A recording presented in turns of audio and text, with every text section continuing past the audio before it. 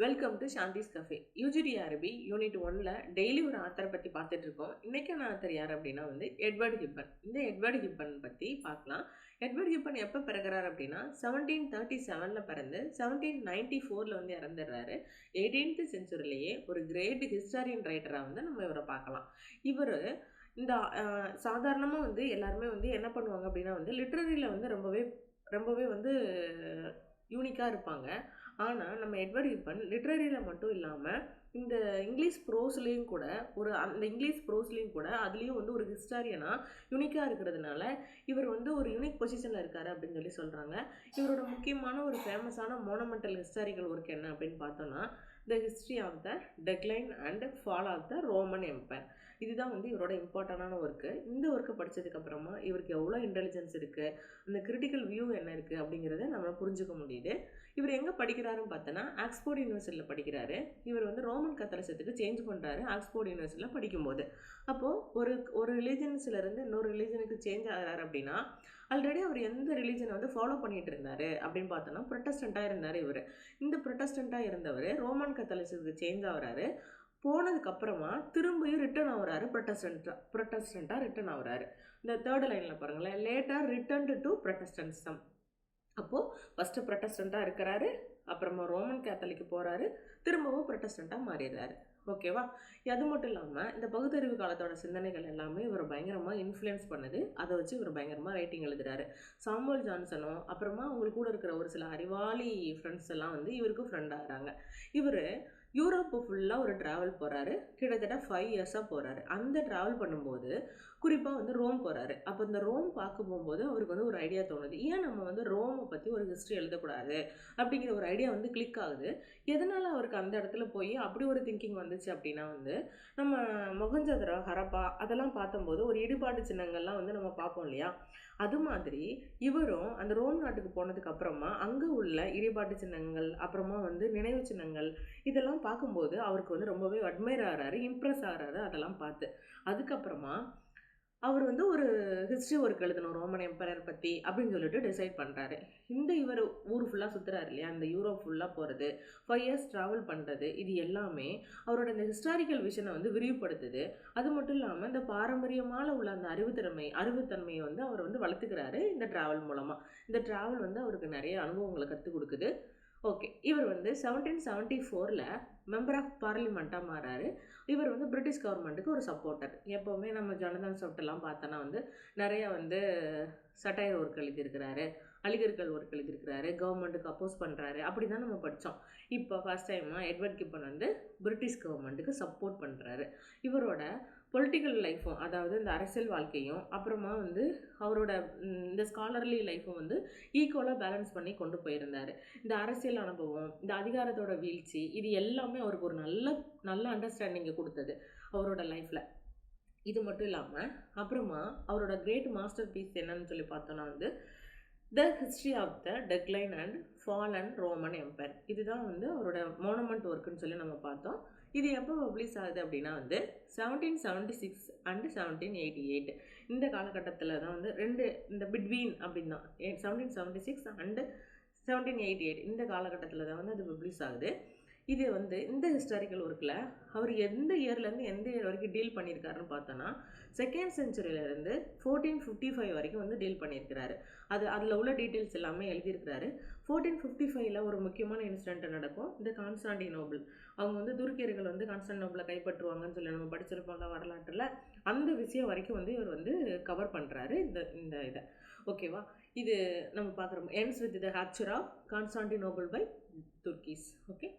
Okay, இந்த history of the decline and fall of the Roman empire இதோட theme என்ன அப்படின்னு சொல்லி பார்த்தோன்னா இந்த ஆன்சியன் சிவிலைசேஷன் இது எப்படி டிஸ்கிரைப் பண்ணுறாரு, இவர் எதை டிஸ்கிரைப் பண்ணியிருக்காரு இந்த ஒர்க்லன்னு பார்த்தோம் அப்படின்னா இந்த பண்டைய நாகரிகத்தோட வீழ்ச்சி என்ன அப்படின்னு சொல்லிட்டு ஆன்சியன் சிவிலைசேஷன் அப்படின்னா பண்டைய நாகரிகம்னு சொல்லுவோம் இல்லையா? அதோட வீழ்ச்சி எப்படி இருந்தது, அது மட்டும் இல்லாமல் இந்த யூரோப் எப்படி டிரான்ஸ்ஃபார்ம் ஆச்சு மாடர்ன் வேர்ல்டுக்கு நவீன உலகமாக இந்த யூரோப் எப்படி மாறினது அப்படிங்கிறதுக்கான டீட்டெயில் எக்ஸ்பிளனேஷன் இந்த ஒர்க்கில் இருக்குன்னு சொல்கிறாங்க. அது மட்டும் இல்லாமல் இந்த டெக்லைன் ஆச்சு இல்லையா? அந்த பண்டைய நாகரிகம் டெக்லைன் ஆனதுனால அந்த நினைவு சின்னங்கள், இடிபாட்டு சின்னங்கள் எல்லாமே அவர் பார்த்து அட்மையர் ஆகி எழுதினாருன்னு சொன்னோம். அதுக்கு ரீசன் ரீசன் என்ன, அந்த நினைவு சின்னங்கள், அந்த இடிபாட்டு சின்னங்கள்லாம் பார்க்குறாரு இல்லையா, அந்த வீழ்ச்சி அடைஞ்சதுனால தான் இதெல்லாம் அங்கே இருக்குது. அப்போ அந்த வீழ்ச்சிக்கான காரணங்கள் என்னன்னு சொல்லி பார்க்குறாரு. பொதுவாக ஒரு காரணத்தை மட்டும் அவர் வந்து ஆராய்ச்சி பண்ணி எழுதலை.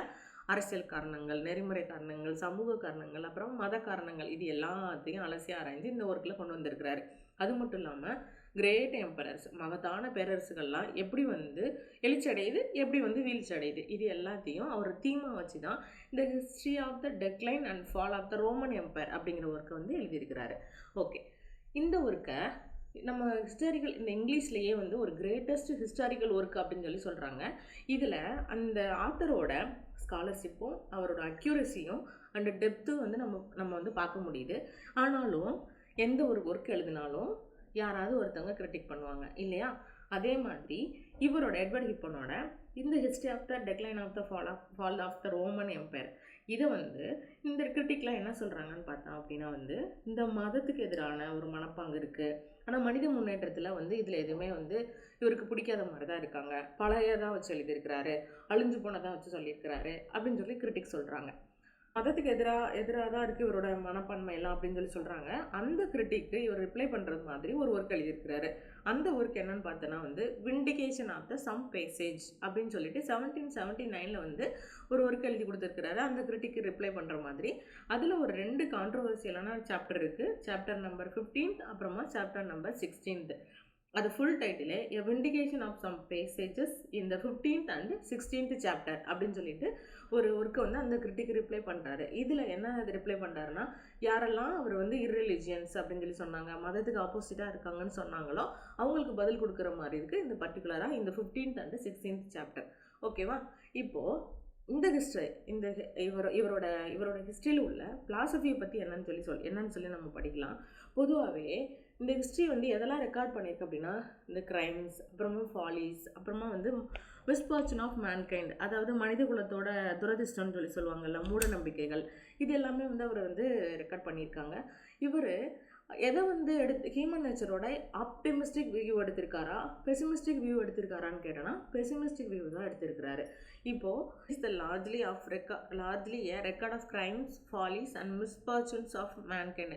இந்த வரலாறு அப்படிங்கிறது பொதுவாகவே அவர் என்ன சொல்கிறாரு அப்படின்னா வந்து மனிதகுலத்தோட குற்றங்கள், மூடத்தனங்கள், இது எல்லாத்தையும் பதிவு செய்கிற மாதிரி தான் இருக்குது அப்படின்னு சொல்லி அவரே சொல்கிறாரு. அப்புறமா இந்த சாதாரணமாக வந்து ஒரு பெசிமிஸ்டிக் வியூ தான் இருக்குது அப்படின்னு சொல்லிட்டு கிரிட்டிக் வந்து சொல்கிறாங்க. இது மட்டும் இல்லாமல் வந்து சில சமயம் பகுத்தறிவு கூட நமக்கு வந்து என்ன ஆயிடுது அப்படின்னா வந்து இந்த நம்ம ஹியூமனை வந்து வழி நடத்துறதுல தோல்வி அடைஞ்சிருது அப்படின்னு சொல்லி சொல்கிறாங்க இந்த ஹிப்பனோட ஒர்க்கில். இது மட்டும் அதுக்கப்புறமா லாஸ்ட்டாக என்ன சொல்கிறாரு அப்படின்னா வந்து இவங்க முன்னேற்றத்தை விட வீழ்ச்சியை தான் அதிகமாக பேசியிருக்கிறாரு இந்த ஒர்க்கில் அப்படின்னு சொல்லி ஒரு சில கிரிட்டிக் சொன்னாங்களா பார்த்தீங்களா? அதுதான் இது. ஓகே, இப்போது ஹிப்பனோட கொஸ்டின்ஸ் கொஞ்சம் பார்க்கலாம். Edward Gibbon is best known as ஏன்? எட்வர்ட் ஹிப்பன் போயட்டா, ஹிஸ்டாரியனா, ட்ராமாட்டிஸ்டா, நாவலிஸ்டா? அவர் வந்து ஒரு ஹிஸ்டாரியன். ஓகே, அப்புறமா செகண்ட் கொஸ்டின், அவரோட மேஜர் ஒர்க் என்னன்னு சொல்லி கேட்டிருக்கேன். History of England, decline and fall of the Roman empire, rise of Rome, Roman antiquities. அப்போது correct answer is the decline and fall of the Roman empire. Gibbon history was published in, அவரோட history எத்தனை வால்யூமாக publish ஆகுது அப்படின்னா 6 வால்யூமாக publish ஆகும். நான் அதை சொல்ல மறந்துட்டேன். அந்த ஃபஸ்ட்டு மோனமெண்டல் ஒர்க் இருக்குது பார்த்தீங்களா, the history of the decline and fall of the Roman empire அப்படிங்கிறது 6 வால்யூமாக வந்து பப்ளிஷ் ஆகும் 1776 1788 வரைக்கும். அப்போ ஆன்சர் வந்து 6 வால்யூம். ஹிப்பன் வந்து பார்லிமெண்ட்டில் எப்போ மெம்பர் ஆவார்னு பார்த்தோம், 1774 வந்து மெம்பர் ஆகுறாங்க. Okay, Gibbon believed history is mainly record of இந்த கிரைம்ஸும் ஃபாலிஸ், இது எல்லாத்தையும் இந்த மூட பழக்க வழக்கங்கள், குற்றங்கள், இது எல்லாத்தையோட ரெக்கார்டாக தான் ஹிப்பன் வந்து ஹிஸ்ட்ரியை சொல்கிறாரு. Edward Gibbon is famous for, அவர் எதுக்கு ஃபேமஸ் ஆனவர்? ஒரு ஹிஸ்டாரிக்கல் ப்ரோஸ் எழுதுறதுல ஃபேமஸ் ஆனவர். Okay, Gibbon history ends with, ஹிப்பனோட ஹிஸ்ட்ரி எதில் வந்து எண்ட் ஆகுது அப்படின்னா இந்த கான்ஸ்டாண்டினோப்பிளை துருக்கியர்கள் கைப்பற்றும் போது எண்ட் ஆகுதுன்னு சொல்லி பார்த்தோம் 1453 the capture of Constantinople. Okay, Gibbon prose style is, இது நான் எல்லா ப்ரோஸ் ஒர்க்கும் கேட்குறதா, simple and colloquial. Okay, Gibbon வந்து எதில் யூனிட் ஆகிருக்கார் அப்படின்னா வந்து ஹிஸ்ட்ரி அண்ட் லிட்ரேச்சர், இந்த ரெண்டுலேயும் தான் வந்து யூனிட் ஆகிருக்காருன்னு ஃபஸ்ட்டு ஸ்லைட்லேயே நம்ம பார்த்தோம். ஹிப்பன் வியூஸ் மேன்கைண்ட் இஸ், அவர் வந்து பெசிமிஸ்டிக்காக இருக்காரா, ஆப்டிமிஸ்டிக்காக இருக்காரா? இது தெரிஞ்சிச்சு அப்படின்னா நீங்கள் கமெண்ட் செக்ஷனில் சொல்லுங்கள். இது நம்ம முன்னாடி ஸ்லைட்லேயே பார்த்துருக்கோம், இது உங்களுக்கான கொஸ்டின்ஸு. ஓகே, இந்த ஹிப்பனோட வீடியோ பிடிச்சிருக்குன்னு நினைக்கிறேன். தேங்க்யூ.